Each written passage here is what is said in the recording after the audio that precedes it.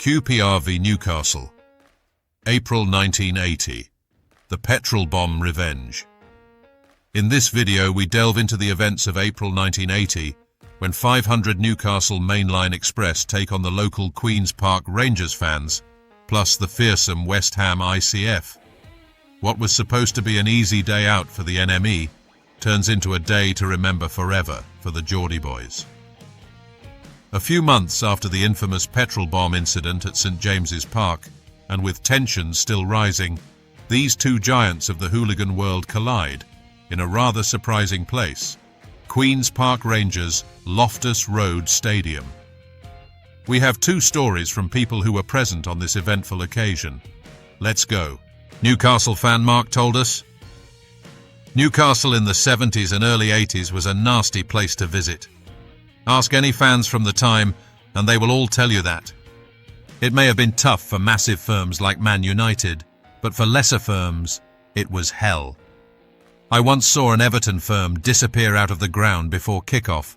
Such was the ferocity of attacks from Newcastle fans who had jumped into their end and attacked them with weapons. West Ham were vying at the time for hardest firm in the country, which was all bull if you ask me. Anyway, 6 weeks previously, we had a right battle with West Ham's intercity firm at our place. This was the famous petrol bomb incident, already covered by your channel, I believe. The ICF smashed up two of our pubs, the Geordie Pride and the Strawberry. So one of our lads decided to throw a petrol bomb into their section during the match. He did it for revenge of two Newcastle fans who had been slashed by the coach station by some West Ham cowards at Upton Park the season before. Obviously the ICF didn't take kindly to being petrol bombed. They tried to climb the fence into the leases but were beaten back down by the police. After the game they were kept in until the streets were cleared. I tell you this little backstory so you have some perspective for this story. So 6 weeks later we play QPR at Loftus Road. About 400 NME, Newcastle Mainline Express, turn up, and what do we see? Hundreds of ICF in the QPR end. There was trouble throughout the match, with some of them infiltrating our end. Two of our lads got slashed across the face by the ICF, and it was tough going trying to hold off the hordes of West Ham now getting into our end. But then, at full time, they decided to change tactics and made a full-on pitch invasion and came right up to the advertising boardings at our end. Well, the NME never being a firm to turn down an offer of a fight, all rushed down to the front of the stand to confront them. But they didn't want to know. They just danced about and gesticulated. Not once did they try to get in amongst us. They just didn't want to know. Outside the stadium, it was carnage with our boys holding their own against both West Ham and Rangers, who had joined up for some strange reason. That's the thing with the ICF. If you confront them face to face, they aren't so tough. But it's the fear factor with them always being touted as the hardest firm and all that. I got to say, I never saw them up at Newcastle do much other than smash up a few Scarfer pubs, so just not too sure about them being the toughest. One thing I do know is no one enjoyed visiting St James Park in the 70s or 80s, that's for sure. West Ham ICF member Rod told us, the Geordies, those lovable rogues from up north somewhere near Scotland. They never really showed up at the park, but we showed up every time at their place and took liberties sometimes. Overrated for me, but hey, each to their own.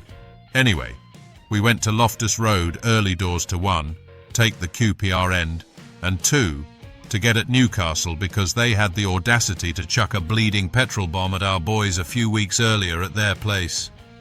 One lad got bad burns on his legs, and a couple of others were injured. So revenge was on the cards, and boy did we get revenge. About 80 of us went to this boozer just outside the QPR ground on South Africa Road. Think it was the Springbok pub. QPR's fans asked who we were, and when we said ICF looking for revenge on the Geordies, so they all started buying us drinks. About 2 p.m, one of our scouts runs in and says, "They're here, the Geordies, and lots of them." So we drinks up and hurries outside to see a massive mob of Geordies, I mean about 500 of them, some wearing butcher coats and clockwork orange clothes. Weird, I know, but there you go. We mingled in with them, and they were confident because they thought we were QPR. But when we shouted ICF, most of them legged it down the road, apart from some big geezer who thought he would fight us, until Cass and his lot showed up. I can still remember him running down the road being chased by a few ICF shouting, "I wasn't the one who threw the bomb, it was so-and-so." We finished off the few remaining and went to the match. Inside the ground, the Geordies had regrouped behind the goal, so we infiltrated their end and slaughtered them. Their massive firm was now down to about 200. At full time we invaded the pitch, but the old Bill stopped us from going into their end. They was well lucky, because that would have finished them off. As it was, we did finish them off outside the ground. The QPR police obviously weren't used to this kind of violence, and the police escort was flimsy to say the least. We simply infiltrated it and got in amongst the Geordies. I can still see them running off towards White City tube station whenever I think about them. We absolutely mullered them. Revenge was definitely best served cold that day. Oh, and I remember doing them at Orient as well, but that's a story for another day perhaps. We thank Mark and Rod for their recollections.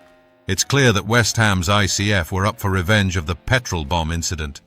It's unclear whether they achieved this, as we have a different account from each firm member. My gut instinct is to side with the ICF on this one, but we can never be sure. One of the reasons we are all interested in this stuff may be that we can never really know unless we were there, and even then, the picture can be clouded.